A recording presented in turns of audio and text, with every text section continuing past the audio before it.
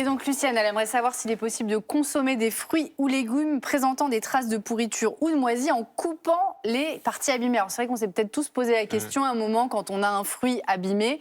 Est-ce qu'on coupe? Est-ce que ça suffit? On n'a pas envie de gâcher. En même temps, on a un peu peur pour sa santé. Voilà, donc chacun a un peu ses habitudes. Et alors ce phénomène de pourrissement des fruits, c'est dû à des micro-organismes. Pourquoi vous rigolez? Qui sont présents.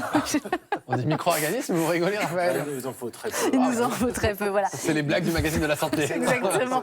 Donc, ils sont présents sur les fruits. Il y a des bactéries, des levures et des champignons microscopiques. Et une fois cueilli, le fruit commence à se dégrader. Comme il est riche en eau et en sucre, ça donne encore plus à manger à ces petits organismes. Et voilà. Et là, on va avoir des moisissures qui se forment. D'abord, c'est un petit point visible. Et ensuite, il y a un réseau invisible dans tout le fruit. Je vous dis micro-organisme, Raphaël? Vous rigolez? Non. Quels sont les risques, justement? Ça fait des zéniths, ça. Je me dis, On fait comme des petits fous à la fin. Alors, quels sont les risques à les enlever, Alors, justement, le une fois problème, en fait, c'est que ce petit morceau pourri, ce qu'on voit, c'est que la partie émergée de l'iceberg. Les moisissures, elles peuvent produire ce qu'on appelle des mycotoxines. Donc, ce sont des substances invisibles et contrairement aux moisissures, elles sont incolores et inodores. Par exemple, pour les pommes, les poires, les raisins abîmés, ça peut contenir ce qu'on appelle les patulines. Donc, c'est une mycotoxine qui peuvent donner des troubles intestinaux et à haute dose, une toxicité pour les reins. Dans les fruits secs et les figues, là, on a une autre mycotoxine qui s'appelle l'aflatoxine. Alors, que des noms vraiment très appétissants qui peuvent donner des troubles digestifs immédiats.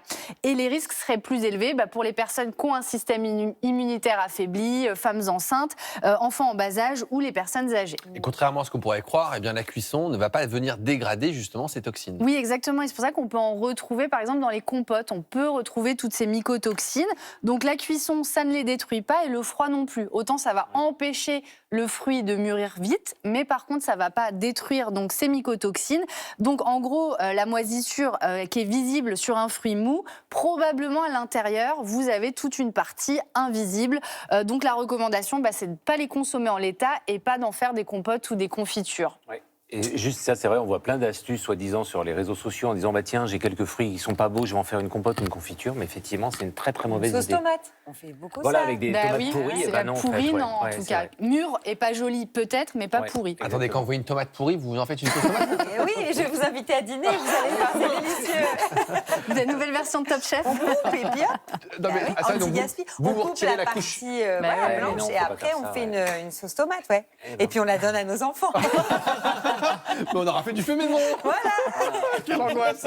Alors justement, comment éviter que les fruits ne moisissent trop vite? Il faut les consommer vite, mais sinon, comment on fait? Oui, alors le frigo, déjà, c'est votre meilleure option. Ça va quand même nettement ralentir le mûrissement et limiter l'humidité aussi sur les fruits. Donc, vous pouvez les laver juste avant de les consommer ou les tamponner un petit peu quand ils sont humides.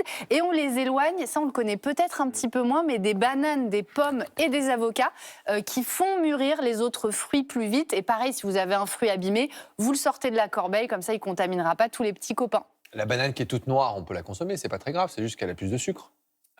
Oui, mais enfin, c'est pareil, on va retrouver des problèmes. Parce que le noir peut être aussi un signe avant-coureur de certaines toxines, etc. Quand c'est trop mûr, ça va. Mais des fois, ça cache pourri, autre en chose. fait, qui Des est fois, pas j'en bon. fais des bananes à bread pour les enfants aussi. Voilà, Oui, écoutez, mais on va faire des bons c'est idées. pas encore moisi. Voilà. Faites faire les un recettes livre. tous les deux. Voilà, on va écrire un livre. Nora et moi, on sera bien. Grosse panique en cuisine, grosse panique. Titre de nouvelle émission. Merci beaucoup, Rime. Je vous en prie. Et tout de suite, on prend le pouls de la France, direction les Landes.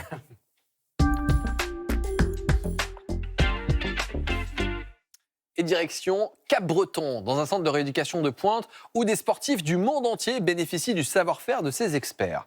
En quelques semaines, les blessures ne sont plus que de mauvais souvenirs. Reportage Elsa Téton, Benoît Lordelot et Stéphane Gioviado.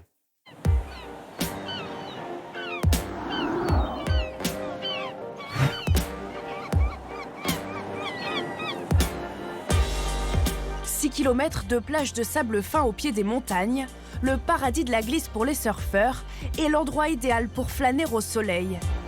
Si beaucoup viennent à Cap-Breton pour le plaisir, eux sont bien là pour souffrir.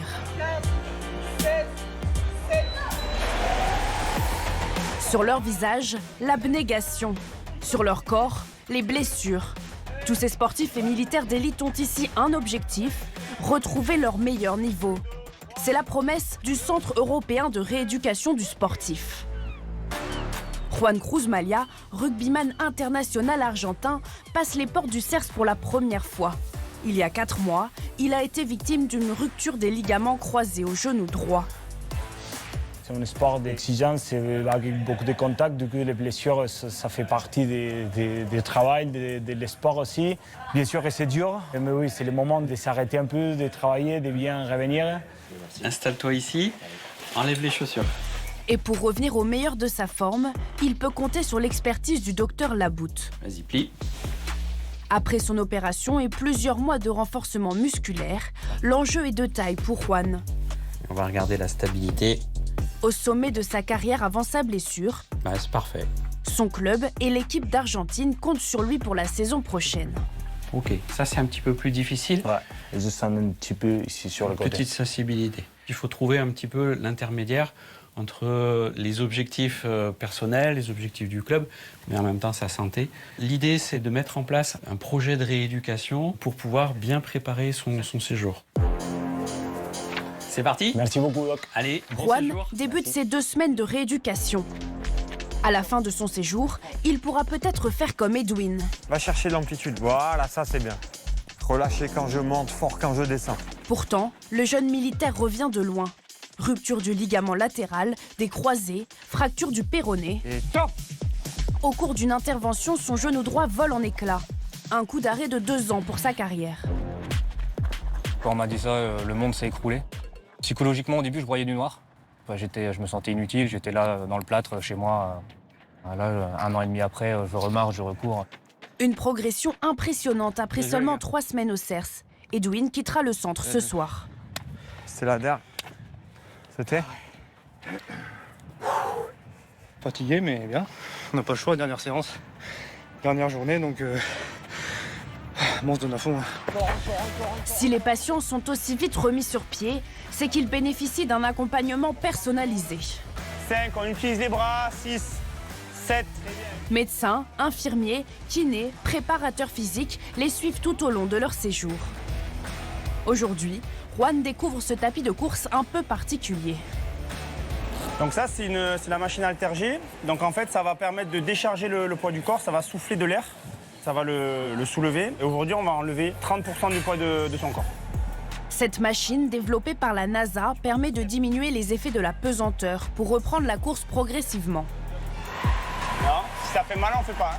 Mais c'est encore trop tôt pour Juan. Il ressent une gêne après seulement quelques minutes. On ne fait pas, on décalera la course sur l'Halter-G. La séance s'arrête ici. Son parcours de rééducation est encore long. Attention, je serre un peu. Juste à côté, Edwin utilise une autre machine de pointe. Allez, bien en bas et bien en haut sur les 2 butées. Hein. C'est l'heure de vérité pour le militaire. Ce test de force va déterminer s'il a retrouvé toutes ses capacités musculaires. Allez, tu donnes tout, Edwin. Hein. On se gère pas là. Allez, go! Allez, vers le haut et vers le bas. Plus que ça, plus que ça, plus que ça. Pousse, pousse, pousse, pousse, pousse. Et tu ramènes fort. Allez, allez, allez, allez, allez. Vers le haut, vers le bas. Allez, encore, encore. Haut et bas. On y va, on y va. Ok, on relâche. Son genou résiste à l'effort. Le feu vert pour sa sortie. Pas de douleur. Je sens que j'ai regagné en force, en puissance. Je dois reprendre un peu du muscle sur la jambe seule, mais sinon, je suis bien. Edwin va bientôt pouvoir reprendre l'entraînement avec son régiment. Comme lui, près de 3000 militaires et athlètes sont soignés au CERS chaque année.